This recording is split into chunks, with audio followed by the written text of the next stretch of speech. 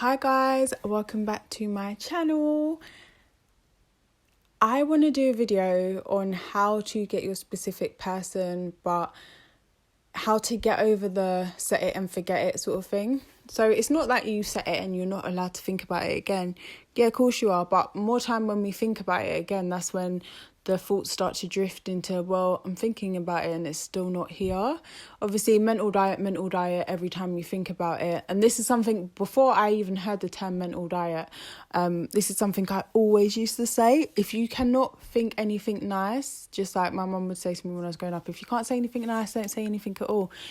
And that's the absolute truth of it. Even if you can't think anything nice about that situation or that person to yourself, meaning, you know, my specific person wants to be with me, my specific person really loves me, or you're like, oh, they're not interested, they're not messaging me, they're not this.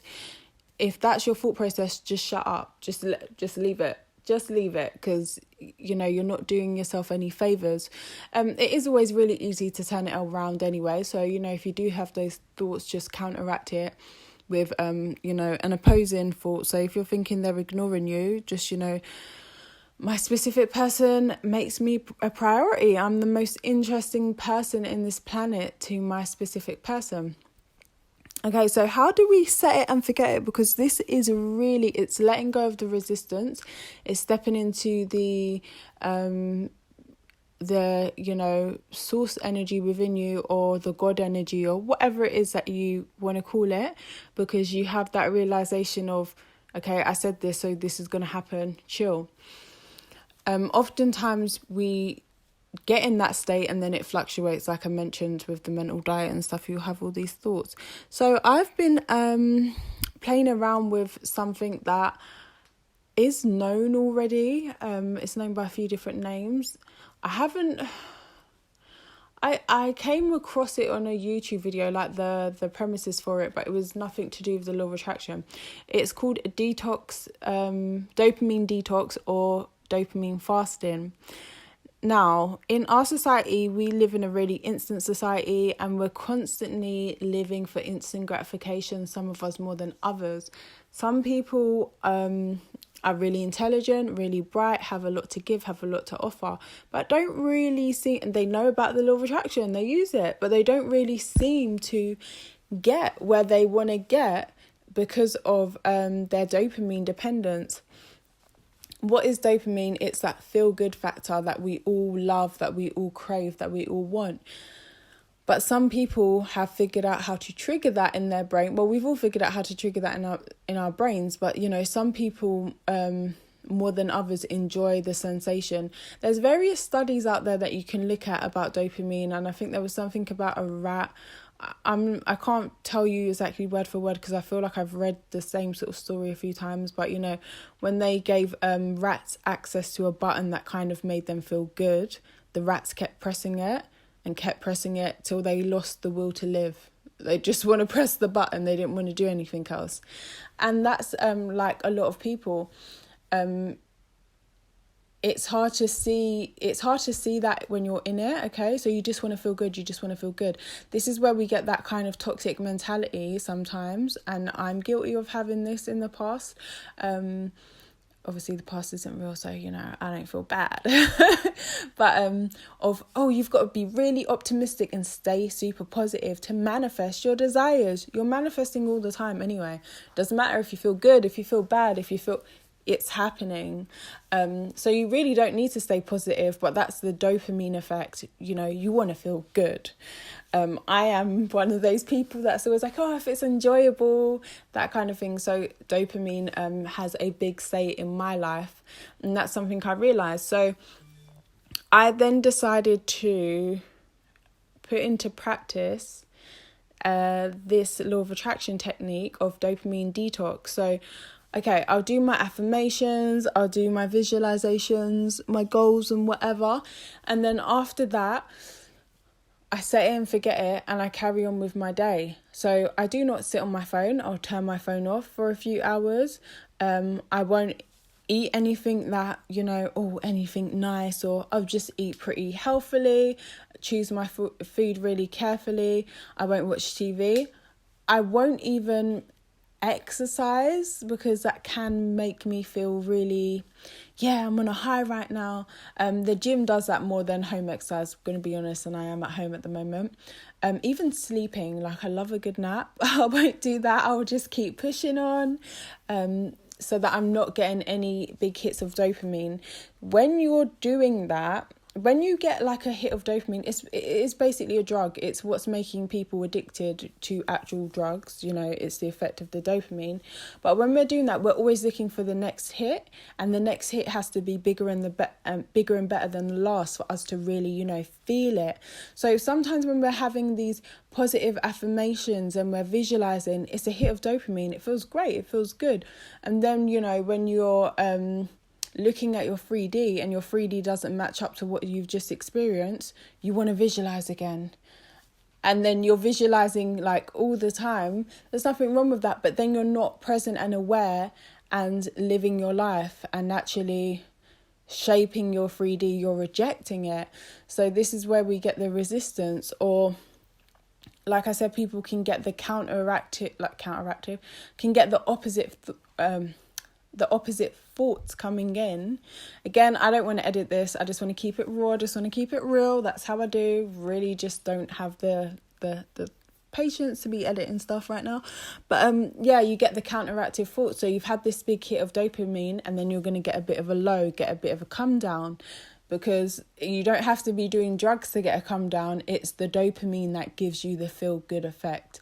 So by weaning yourself off of it, or really limiting it, yes, you're going to need a lot less stimulation to get that dopamine hit, to get that like happiness and satisfaction. Things that maybe you stopped doing a while ago because they just didn't bang like they used to, you may start doing again because they feel good again. So you'll need a lot less stimulation, but it also makes you more aware in your now. And you stop rejecting your 3D. You start appreciating it. So therefore you're opening the doors for whoever, any situation that you're trying to manifest to come towards you more quickly and more easily, because you're not resisting it.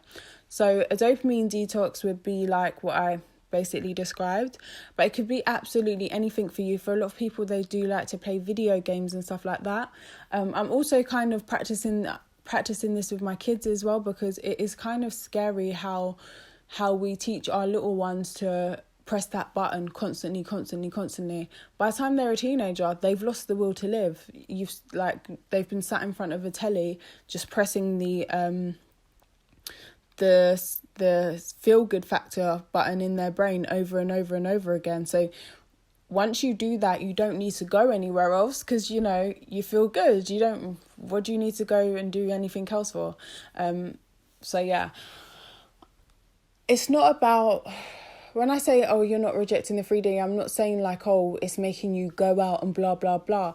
But it is allowing you to have more experiences, and it's allowing you to be more fully immersed and more aware of yourself. Okay, so it will give you more time for yourself, and it will give you more time to just appreciate the small things.